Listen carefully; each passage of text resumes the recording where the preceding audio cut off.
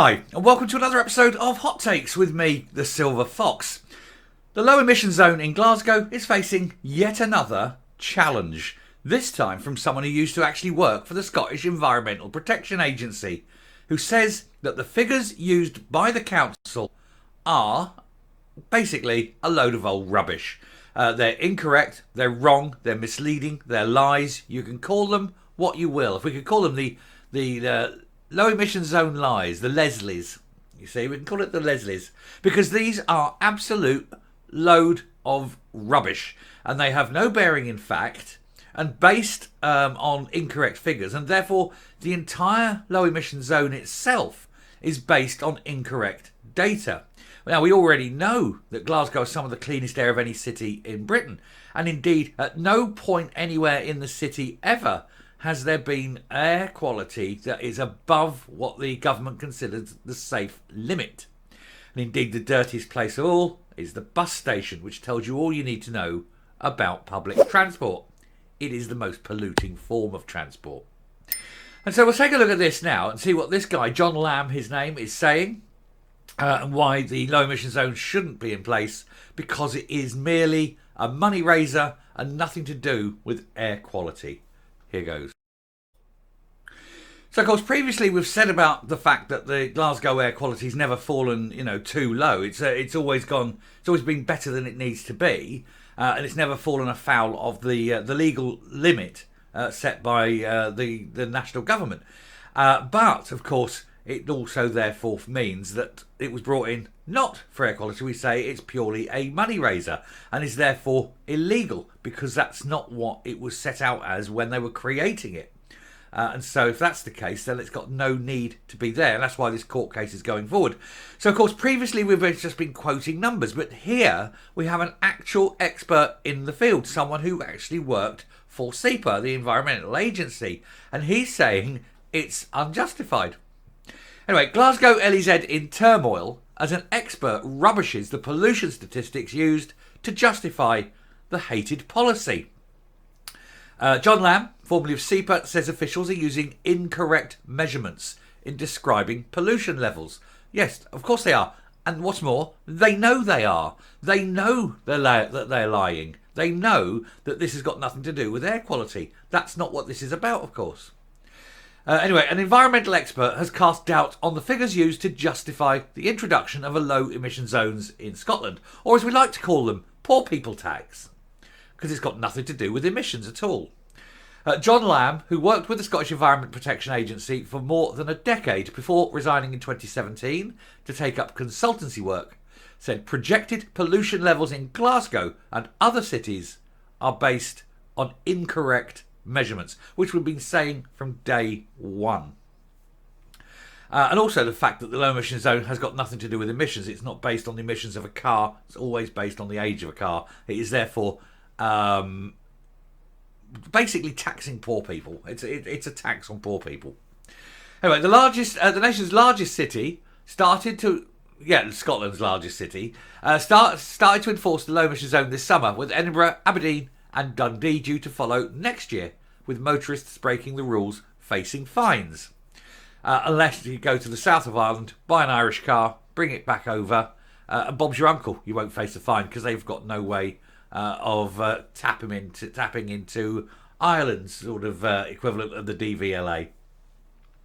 Anyway, on social media exchange with Jack Irvine, political and communications advisor for the Low Emission Zone Glasgow Fightback Group, Mr. Lamb conceded local authorities might have rushed ahead with the zones amid pressure from the Scottish Government. Say it ain't so. Because, of course, it's got nothing to do. It's all to money raising, but the other thing, of course, is it's much more concerning. It's also control, gaslighting, slicing away rights, slicing away freedoms, one tiny bit at a time.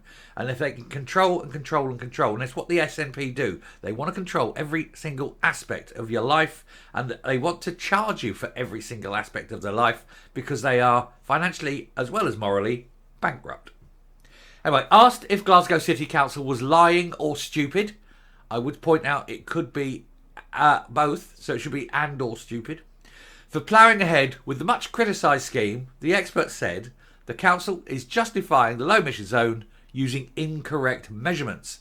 And I wouldn't like to say if this is due to incompetence or if it's deliberate. I think it's deliberate.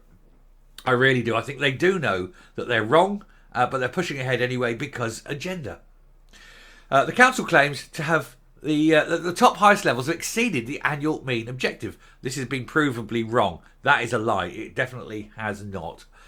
The annual mean objective does not apply at these locations because there are no residential properties or schools or hospitals or care homes. The bottom line is they should not say that the objective is being exceeded because it does not apply. There we go. It's an absolute lie. What they're doing is they're lying to you. They're lying. They're outright lying. Again, provably lying because they're the SNP and lying is what they do. It's riven through and through their DNA. Lying. Because they need to justify what they're doing because what they're doing is so obviously wrong and unjustifiable. And that is why the truth is something they absolutely hate. It also does not apply to shops and offices because they are covered by health and safety legislation, and it does not apply in locations that are covered, like the Highlandman's umbrella. So again, they are wrong to suggest that the objective has been exceeded at this location. This report, and I do hope, by the way, I'm going to go back. I do hope that where I've said Highlandman's umbrella is the correct pronunciation. Please correct me in the comments if I'm wrong, but I'm taking it as being like a softening of Highlandman. So that's where my thought was going on that one. Anyway, this report will have been approved by SEPA and the Scottish Government before it was published. So I don't know how it got through this process. It got through the process because it was politically expedient to do so. The Scottish Government wanted it to go through, and so they went, well, we'll just ignore the fact that it's a load of old rubbish.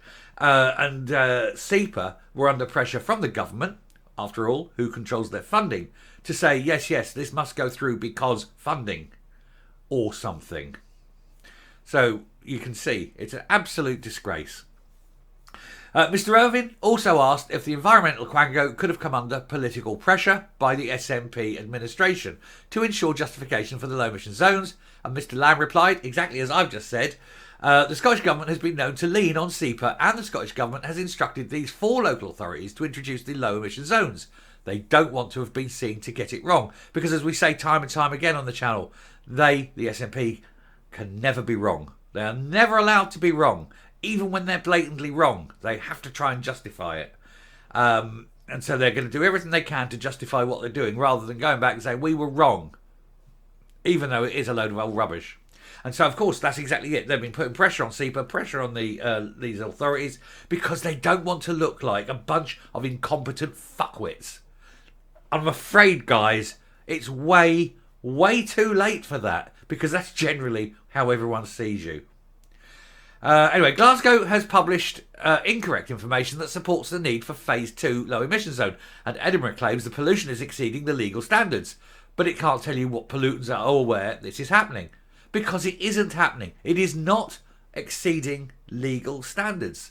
That's why they're not pointing out. That's why they're not saying what's exceeding and where it's exceeding it, because it isn't. Again, more lies from the SNP. Who'd have thought it? He says, as far as I can see, a lot of this is being driven at councillor level by Green zealots who are clueless. Well, that's a stunning revelation. People who support the Greens being clueless. Who'd have thunk it? Anyway, he said, they like to wave the WHO guideline values about, but these are recommendations, like the body mass index and the alcohol intake advice, and they have no legal status in Europe or the UK, so you can't use them to force people to spend their money on a new car. You need standards in legislation to do this, and that is why they need to show an exceedance of the annual mean objective, as reported in the committee report. They need this exceedance to justify their position, but the exceedance is not there. It does not apply, and so it's a load of old rubbish. Last month, polling by TLF Research showed fewer than 1 in 4 people in Glasgow supported the low emission zone, with just 17% thinking the restrictions were great for the environment. However, they're only thinking that because they've been told it. Once you actually show them the facts, I guarantee that 17% will fall big time. He said, despite the scheme, nitrogen levels in the city's most polluted areas have actually gone up. That's right. They brought this scheme in, but actually the air quality got worse. because people were driving these big cars. They weren't doing it on emissions, number one. And number two, because of it, they put more buses. There was more buses on the roads. And guess what? Guess what the big polluters are? It isn't cars. It's buses. And so the pollution gets worse because they've provided more buses. Told you. SNP, thick as custard. Holyrood ministers are facing court action over the Green Initiative with a judicial review scheduled for Tuesday and Wednesday this week coming. Cannot wait for this. This is going to... If they win this, this will overturn the low emission zone. It will make the SNP look like a bunch of incompetents. Don't need to say anything there, do I? And it will also mean that all the other ones can stop and die on their feet as well, because Glasgow has got clean air. And if Glasgow's got clean air, everywhere else has, because Glasgow's the biggest, dirtiest city, and it's got clean air.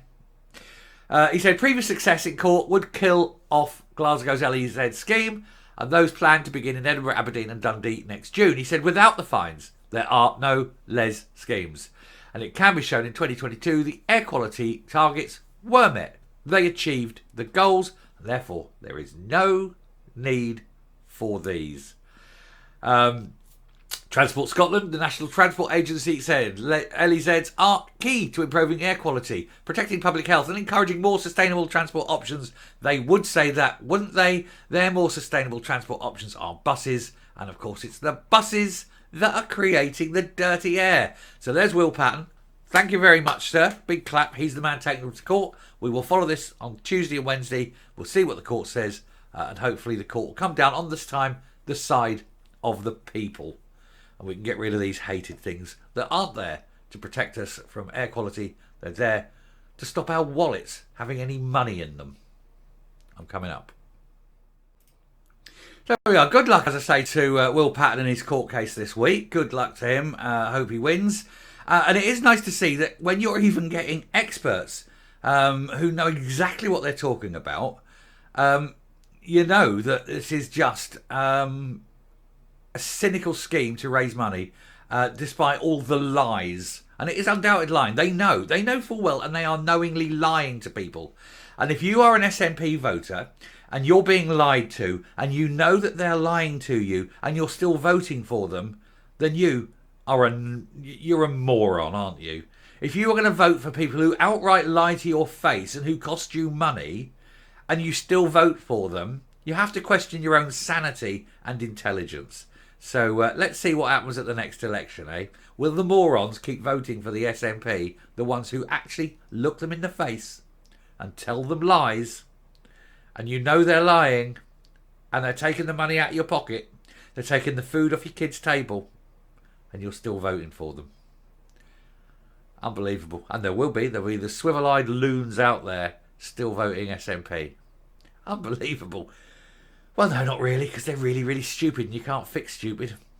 Anyway, I shall stop there. Thank you very much for watching. I hope this one has earned a subscription. I do hope you'll hit the like button, and I hope I'll see you next time. So until then, take care, stay safe, and goodbye.